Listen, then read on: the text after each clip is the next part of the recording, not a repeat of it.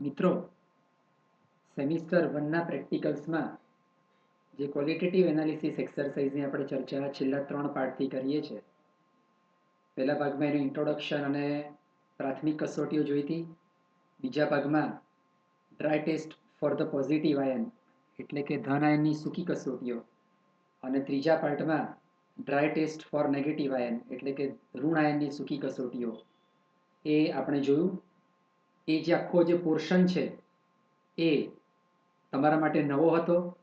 હવે આજે પાર્ટ 4માં જે ડિસ્કશન કરવાના છીએ કે ઓરિજિનલ સોલ્યુશન એટલે કે મૂળ દ્રાવણ કેવી રીતે બનાવવું, અને પછી 12th સ્ટાન્ડર્ડમાં તમે જે ભીની કસોટીઓ કે વેટ ટેસ્ટ કરતા હતા એને પણ ફરી એકવાર બ્રશઅપ કરી લઈશું. તો મિત્રો, ઓરિજિનલ સોલ્યુશન એટલે કે મૂળ દ્રાવણની બનાવટ એ આપણે પ્રાઇમરી ટેસ્ટમાં પદાર્થની વોટર સોલ્યુબિલિટી એટલે કે પાણીમાં દ્રાવ્યતા જે ચેક કરીએ છીએ એની પર આધારિત છે. અહીંયા તમે સ્લાઇડમાં જોઈ શકો છો કે જો આપેલો પદાર્થ એ પાણીમાં દ્રાવ્ય હોય તો સૂકી કસોટીઓ પત્યા પછી આપણે એનું મૂળ દ્રાવણ ડિસ્ટિલ વોટરમાં બનાવવાનું હોય છે. ટેસ્ટ ટ્યુબમાં પદાર્થ લેવાનો, એમાં ડિસ્ટિલ વોટર નાખવાનું, બરાબર હલાવી દેવાનું. સ્વાભાવિક છે કે પાણીમાં દ્રાવ્ય પદાર્થ છે એટલે સંપૂર્ણપણે ઓગળી જશે. થોડુંક આપણે એને ગરમ કરી લેતા હોઈએ છીએ. ગરમ કરી લેવાથી એ કોન્સન્ટ્રેટેડ બને અને પછી એનો આપણે મૂળ દ્રાવણ તરીકે, જેને આપણે ઇંગ્લિશમાં ઓરિજિનલ સોલ્યુશન OS કહીએ છીએ, એ આપણે બાકીની બધી જ વેટ ટેસ્ટ માટે તેનો યુઝ કરીએ છીએ. ધ્યાનમાં રાખવા જેવી બાબત એ છે કે તમારું મૂળ દ્રાવણ બહુ જ ડાયલ્યુટ એટલે કે મંદ ના હોવું જોઈએ. મતલબ કે પદાર્થ બહુ જ ઓછો હોય અને જો પાણી તમે વધારે લીધું હોય તો અમુકવાર અમુક ટેસ્ટ જે છે એ સારી રીતે મળતા હોતા નથી. એટલે પ્રમાણમાં જે પ્રપોર્શન છે પદાર્થનું એ આપણે જાળવવું જોઈએ.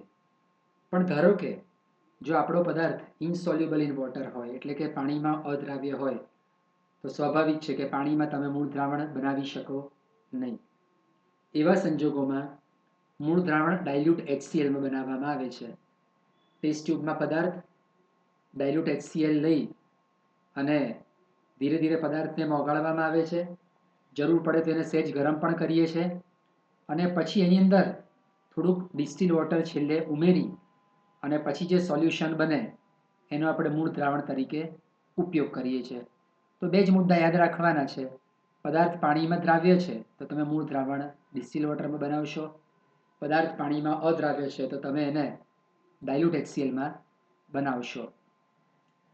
સલ્ફાઇડ આયન જ્યારે ઋણ આયન તરીકે હાજર હોય ત્યારે હીટ ટુ ડ્રાયનેસ તરીકે ઓળખાતી એક પદ્ધતિ છે એને મૂળ દ્રાવણ બનાવવામાં આપણે વાપરીએ છીએ. એમાં ટેસ્ટ ટ્યુબની અંદર કોન્સન્ટ્રેટેડ HCl લઈ આપણે છે ને સલ્ફાઇડને મૂળ દ્રાવણમાંથી સંપૂર્ણપણે દૂર કરવો પડે. એના માટે પદાર્થ લઈએ છીએ ટેસ્ટ ટ્યુબમાં, સાંદ્ર HCl નાખીએ છીએ અને પદાર્થ અંદર ટેસ્ટ ટ્યુબમાં સૂકું થઈ જાય ત્યાં સુધી બધું જ એનું કન્ટેન્ટ છે એ ઉડાડી દઈએ છીએ. આ પ્રોસેસ દરમિયાન જે સલ્ફાઇડ આયન છે અને આપણે ઉપરથી HCl ઉમેર્યો છે એ H2S વાયુ તરીકે દૂર થાય છે. કસનળીનો બધો ભાગ શુષ્ક બની જાય એટલે એની અંદર આપણે ફરીથી સાંદ્ર HCl થોડો નાખીએ છીએ અને આ જ પ્રોસેસને રિપીટ કરીએ છીએ. અને જ્યારે બધું બીજી વાર શુષ્ક બની જાય ત્યારે એની અંદર થોડોક HCl ડાયલ્યુટ HCl નાખી ક્લિયર સોલ્યુશન બનાવી અને એમાં થોડુંક જરૂરી ડિસ્ટિલ વોટર નાખી અને એનો ઓરિજિનલ સોલ્યુશન તરીકે ઉપયોગ કરીએ છીએ. અહીંયા મેં લખ્યું છે confirm the absence of sulphide by lead acetate paper. સલ્ફાઇડની ટેસ્ટમાં તમને યાદ હશે કે મેં ચર્ચા કરી હતી કે અંદરથી આવતો વાયુ જો H2S હોય તો તે કસનળીના મોઢા પર લેડ એસિટેટ પત્ર મૂકીએ તેને ચાંદી જેવું ચળકતું કાળું બનાવે છે. અહીંયા આગળ આપણે એનો યુઝ એ સલ્ફાઇડ ઉડી ગયો છે એના માટે કરવાનો છે. મતલબ કે લેડ એસિટેટ પેપર સિલ્વરી શાઇની ના બનવું જોઈએ. તો એ બતાવે છે કે હવે અંદરનો બધો સલ્ફાઇડ ઉડી ગયો છે. બીજું મિત્રો ખાસ એ ધ્યાન રાખવાનું છે કે જેમ આપણે આગળ વાત કરી કે પાણીમાં અદ્રાવ્ય પદાર્થ હોય તો મૂળ દ્રાવણ આપણે HClમાં બનાવીએ છીએ. એથી શું થાય છે કે ધારો કે તમારા પદાર્થમાં ગમે તે રેડિકલ હોય નેગેટિવ ઋણ આયન ગમે તે હોય, પણ કેમ કે તમે મૂળ દ્રાવણ HClમાં બનાવો છો એટલે જે ધન આયન હોય તમારા પદાર્થનો એ તેના અનુવર્તી ક્લોરાઇડમાં ફેરવાઈ જાય છે. અહીંયા તમે ઉદાહરણ જુઓ. માની લો કે ધારો કે આપણો પદાર્થ કેલ્શિયમ કાર્બોનેટ છે, પણ આપણે એની અંદર મૂળ દ્રાવણ બનાવવા HCl નાખ્યું, તો અંદર શું બની જશે? તો કેલ્શિયમનો એ ક્લોરાઇડ બની જશે. માનો કે તમારો પદાર્થ મેગ્નેશિયમ ફોસ્ફેટ છે, પણ તમે HCl નાખશો તો મેગ્નેશિયમ ક્લોરાઇડ બની જશે. બરાબર છે? તો ઋણ આયન ગમે તે હશે, પણ તમે OS બનાવો છો HClમાં, એટલે OS ની અંદર અનુવર્તી ક્લોરાઇડ બની જાય છે. તો એટલા માટે એવું કહેવામાં આવે છે કે અદ્રાવ્ય પદાર્થ હોય માટે OS આપણે HClમાં બનાવીએ છીએ.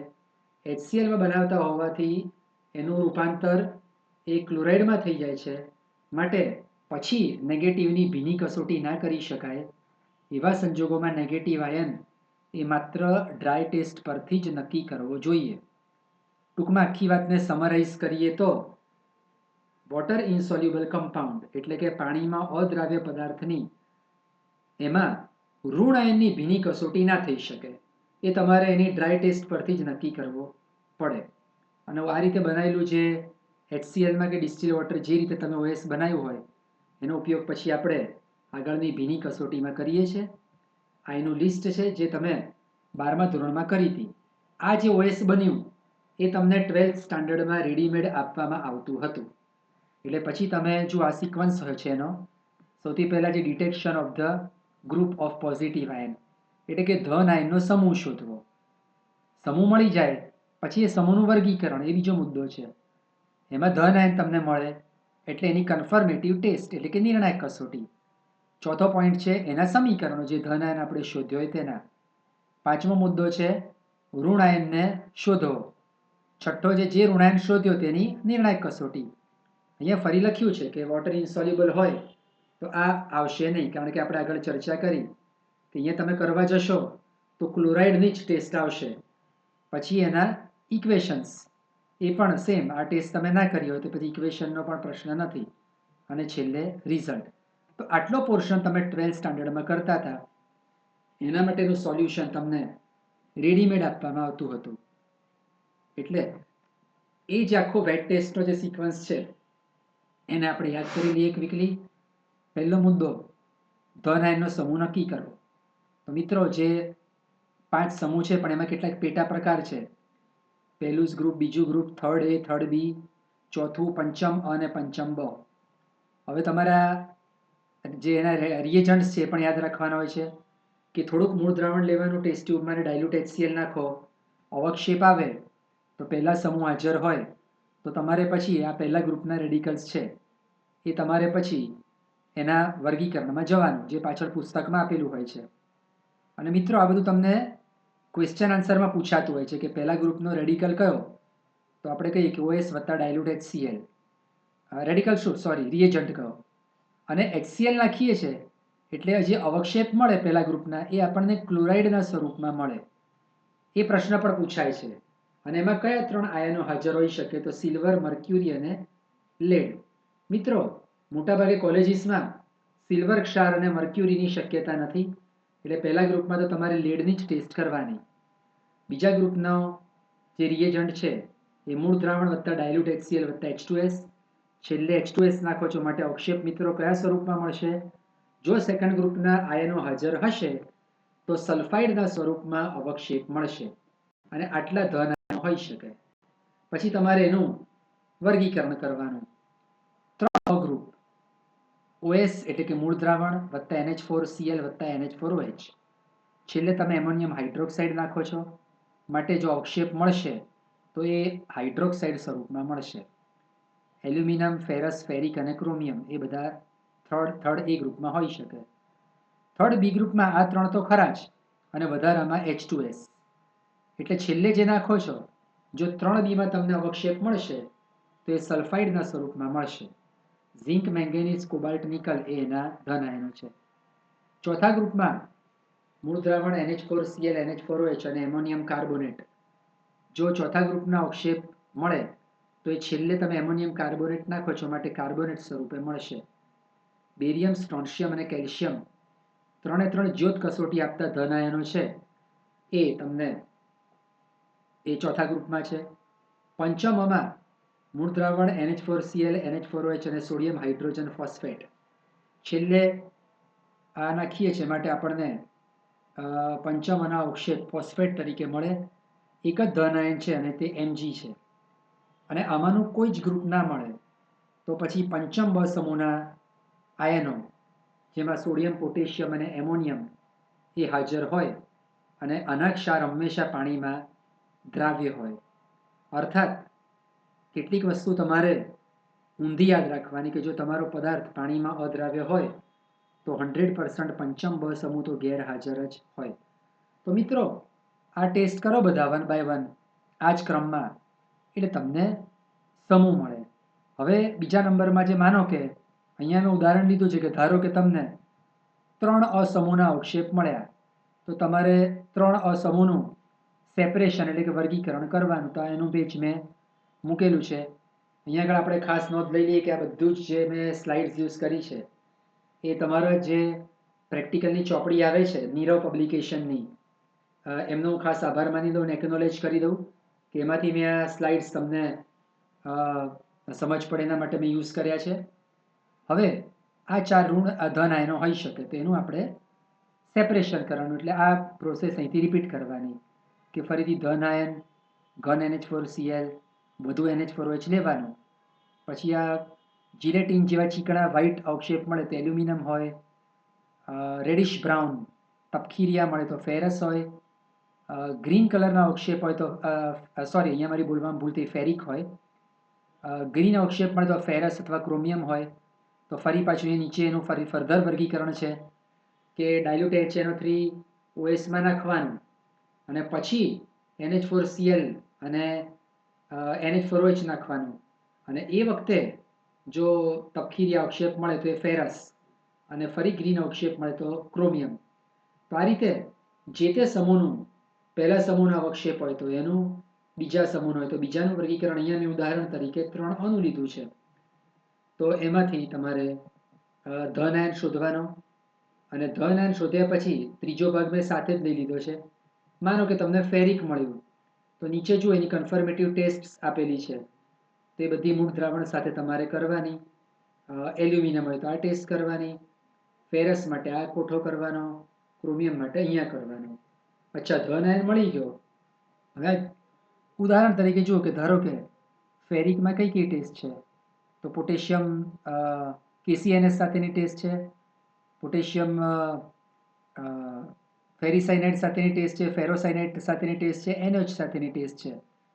તો આ જ ટેસ્ટ બધી જે છે એના ઇક્વેશન આપેલા છે. જુઓ, ફેરસ છે તો KCNS સાથેનું ઇક્વેશન, પછી NH સાથેનું ઇક્વેશન, K4FeCl6 સાથેનું ઇક્વેશન. એટલે એકચ્યુઅલી જે ટેસ્ટ છે એના જ સમીકરણો છે, એ તમારે રિપોર્ટ કરવાના. એટલે ધન આયનનું આપણે કામ અહીંયા સંપૂર્ણપણે પૂરું થાય. પછી આવે ઋણ આયનનું ડિટેક્શન, જે કોઠો તમારી ચોપડીમાં આપેલો જ હોય છે. તમારું યાદ ફરી કરી દઉં કે પાણીમાં દ્રાવ્ય હોય તો તમારે આ ટેસ્ટ કરવાની નથી, કારણ કે તમારું OS HClમાં બનાવેલું છે. ગમે તે ઋણાયન હશે પણ કરવા જશો તો ક્લોરાઇડ જ મળશે. પણ પાણીમાં દ્રાવ્ય પદાર્થ માટે OS પ્લસ AgNO3, સફેદ અવક્ષેપ મળે તો કાર્બોનેટ ક્લોરાઇડ હોય એમાંથી ફર્ધર જવાનું, પીળા મળે તો ફોસ્ફેટ, બ્રોમાઇડ અને આયોડાઇડ હોય, પછી એનું વર્ગીકરણ કરવાનું. ચોકલેટ કલરના અવક્ષેપ મળે તો ક્રોમેટ કે ડાયક્રોમેટ હોય, અને GNO3 સાથે અવક્ષેપ જ ના મળે તો સલ્ફેટ કે નાઇટ્રેટ હોય. અને મિત્રો, આપણે આગળ ડ્રાય ટેસ્ટમાં તો આપણને આગળ ઋણાયન મળેલો જ હોય, એટલે એને ધ્યાનમાં રાખી અને બધી ટેસ્ટ કરવાની. અને જે ઋણાયન મળી જાય, માનો કે તમને કાર્બોનેટ મળ્યો કે ક્લોરાઇડ મળ્યો કે ફોસ્ફેટ મળ્યો કે જે કોઈ મળે, એની પછી 6ઠ્ઠા નંબરમાં એની કન્ફર્મેટિવ ટેસ્ટ કરવાની. એટલે આવી રીતનો ચાર્ટ તમારી બુકમાં હોય છે. કાર્બોનેટ હોય તો એની આ ટેસ્ટ છે બધી કરવાની, ક્લોરાઇડ હોય તો એની કરવાની, ફોસ્ફેટ આપેલો હોય તો એની ટેસ્ટ કરવાની. હવે આ જે ટેસ્ટ કરશો એટલે છેલ્લે એના સમીકરણો આવે. તો તમે જુઓ કે ક્લોરાઇડમાં પહેલી ટેસ્ટ હતી AgNO3ની, લેડ એસિટેટની, MnO2 અને સલ્ફ્યુરિક એસિડ સાથેની. તો જુઓ એ જ સમીકરણો છે, Ag સાથેનું કે MnO2 સાથેનું કે લેડ એસિટેટ સાથેનું. એટલે આ જે સમીકરણો છે તમે જે ટેસ્ટ કરો છો એના જ હોય છે. અને છેલ્લે તમારે રિઝલ્ટ એ રિપોર્ટ કરવાનો. એટલે આ રીતે તમે આ બધી જ વસ્તુ 12મા ધોરણમાં તમે વેટ ટેસ્ટ કરતા હતા એ આપણે તમને બ્રશઅપ કરાવી દીધું. હવે ખાલી જે 5મું પ્રેઝન્ટેશન હું પાર્ટ 5 બનાવીશ એમાં એક આખો ડેમોન્સ્ટ્રેશન આખો સાથે પહેલાં આપણે અલગ અલગ ડ્રાય ટેસ્ટ, પોઝિટિવની, નેગેટિવની આજે વેટ ટેસ્ટ આ સેશનમાં ડિસ્કસ કરી અને એક આખો પદાર્થ ડ્રાય અને વેટ ટેસ્ટ બંને એ કેવી રીતે લખાય એનો એક પાર્ટ 5 હું લાસ્ટ એ ક્વોલિટેટિવ એનાલિસિસમાં બનાવીશ અને તમારી સાથે શેર કરીશ.